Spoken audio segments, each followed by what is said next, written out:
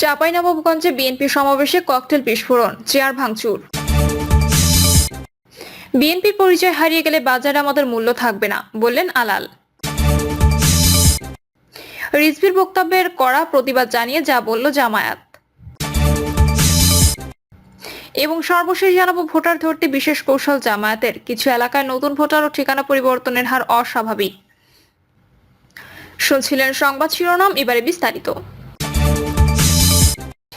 চাঁপাইনবাবগঞ্জে BNP সমাবেশে cocktail বিস্ফোরণ, chair ভাঙচুর। চাঁপাইনবাবগঞ্জে বিএনপি সমাবেশে ককটেল বিস্ফোরণ ও চেয়ার ভাঙচুরের ঘটনা ঘটেছে। বিকেল 5:30টার দিকে ঘটনা ঘটে, তবে এতে কোনো হতাহতের খবর পাওয়া যায়নি। সমাবেশে শিবগঞ্জ উপজেলা বিএনপির নতুন কমিটির আহ্বায়ক আশরাফুল হককে বক্তব্য দিতে না দেওয়ায় প্রথমে উত্তেজনা সৃষ্টি হয়। পরে সভায় জেলা বিএনপির সদস্য সচিব রফিকুল ইসলাম বক্তব্য দেওয়ার জন্য বিএনপির রাজশাহী বিভাগীয় সাংগঠনিক সম্পাদক শাহীন শওকতের নাম ঘোষণা করেন।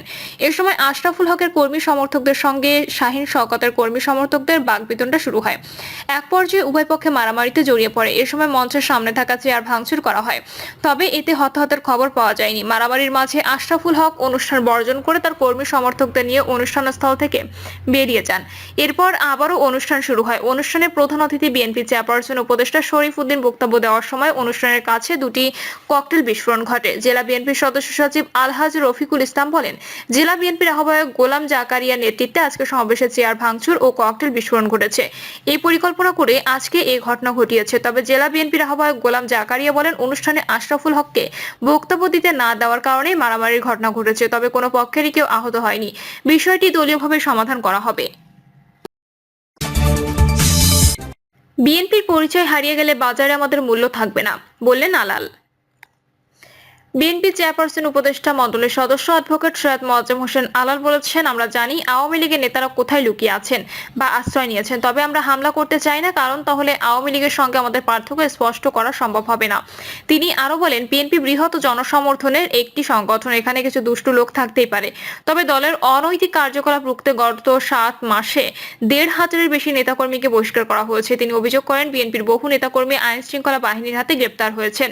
কুমিল্লায় যুবদলের এক কর্মী যৌথ বাহিনীর হাতে নিহত হলেও তারা কোনো প্রতিবাদ মিছিল করেনি। কারণ হিসেবে তিনি বলেন, এই সরকার ছাত্র জনতা সমর্থনের সরকার, তাদের বিরক্ত করা বিএনপির উচিত হবে না, বরং সহায়তা করাই দায়িত্ব, যা আমরা করে যাচ্ছি। বিএনপি নেতাকর্মীদের উদ্দেশ্যে তিনি বলেন, যত বড় নেতা বা জনপ্রিয় ব্যক্তি হই না কেন, যদি বিএনপি পরিচয় হারিয়ে যায়, তবে বাজারে আমাদের মূল্য 10 টাকাও থাকবে না। রিজভির বক্তব্যের কড়া প্রতিবাদ জানিয়ে যা বলল জামায়াত।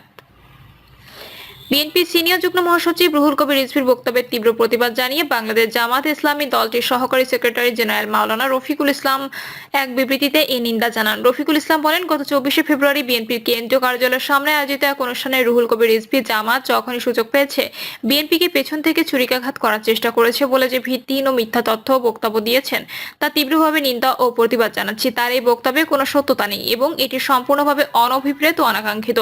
এই বক্তব্য বিএনপির ক্ষেত্রে প্রযোজ্য, জামাত ইসলামী নয়। তিনি বলেন, বাংলাদেশ জামাত ইসলামী 1991 সালে নিঃশর্তভাবে বিএনপিকে সমর্থন দিয়ে ক্ষমতায় বসিয়েছিল, কিন্তু ক্ষমতায় এসে বিএনপি অধ্যাপক গোলাম আজমকে নাগরিকত্ব ফিরিয়ে না দিয়ে উল্টো তাকে অন্যায়ভাবে গ্রেপ্তার করে 16 মাস কারাগারে আটকে রেখেছিল। এছাড়া 1981 সালে জামাত ইসলামী বিএনপির প্রেসিডেন্ট পদপ্রার্থী বিচারপতি আব্দুল সাত্তারকে সমর্থন দিয়ে নির্বাচিত করেছিল, কিন্তু তিনি অধ্যাপক গোলাম আজমের নাগরিকত্ব ফিরিয়ে দেননি। এসব ঘটনা দেশবাসী জানে, তাই রিজভী কোনো ভিত্তিহীন মিথ্যা বক্তব্য দিয়ে দেশবাসীকে বিভ্রান্ত করতে পারবেন না। বিবৃতিতে রফিকুল ইসলাম খান আরো বলেন, জামাত ইসলামীকে নিয়ে মিথ্যা মন্তব্য করা থেকে রিজভীকে বিরত থাকতে আমি আহ্বান জানাচ্ছি, যেন তিনি নিজের মান সম্মান রক্ষা করতে পারেন। ভোটার ধরতে বিশেষ কৌশল জামায়াতের, কিছু এলাকায় নতুন ভোটার ও ঠিকানা পরিবর্তনের হার অস্বাভাবিক। জামায়াতে ইসলামের ঘাঁটি বলা হয় চট্টগ্রাম 15 ও চট্টগ্রাম 16 আসনকে। এখানে আওয়ামী লীগ আমলেও নির্বাচন করে দলটির বেশ কয়েকজন এমপি হয়েছেন। এই দুটি সহ ত্রয়োদশ সংসদ নির্বাচনে জেলায় অন্তত 8টি আসন টার্গেট করেছে জামায়াত।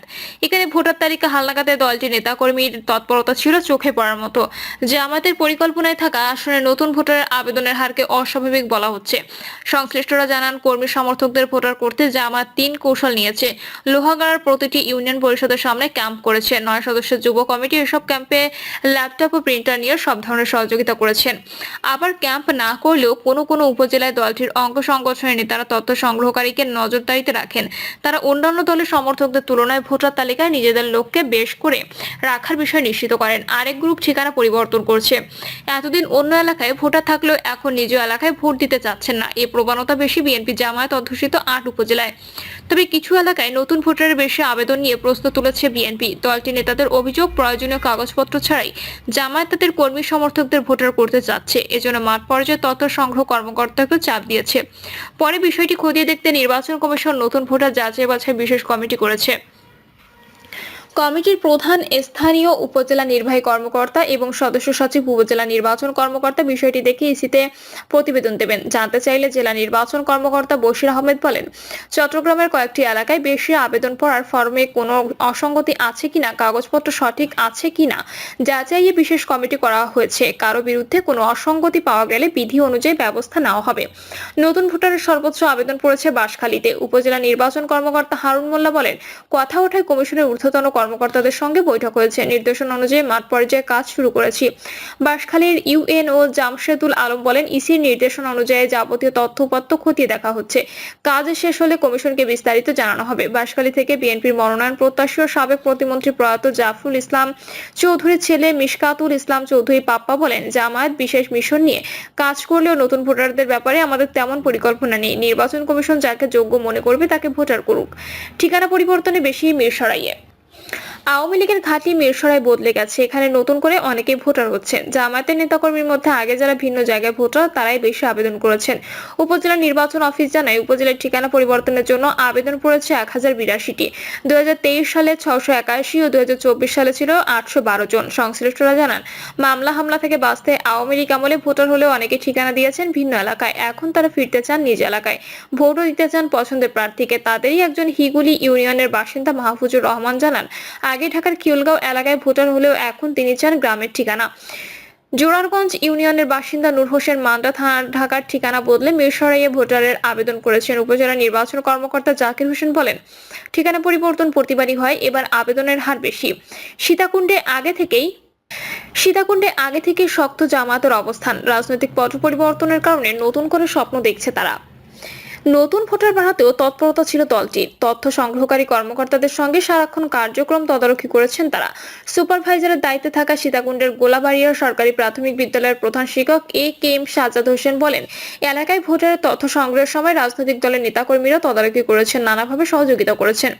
9 নম্বর ওয়ার্ডে ভোটার তথ্য সংগ্রহকারী জান্নাতুল ফেরদৌস বলেন, তথ্য সংগ্রহ কার্যক্রমে কিছু নেতা ক্ষমতার দাপট দেখিয়েছেন, ফলে নতুন ভোটারের তথ্য সংগ্রহের বেগ পেতে হয়েছে। মুরাদপুর ইউনিয়ন জামায়াতের আমির শহীদুল ইসলাম বলেন, সাংগঠনিক সিদ্ধান্তের আলোকে প্রতিটি ওয়ার্ডে নতুন ভোটার হওয়ার যোগ্য ব্যক্তিদের তথ্য সংগ্রহের কর্মকর্তাদের সহযোগিতা করা হয়েছে। কাউকে চাপ দেওয়া হয়নি। প্রতিটি ইউনিয়নে টিম কাজ করেছে। প্রিয় দর্শক, এই ছিল এখনকার সর্বশেষ সংবাদ। আপডেট সব সংবাদ পেতে চ্যানেলটি সাবস্ক্রাইব করে বেল আইকনটি ক্লিক করে রাখুন।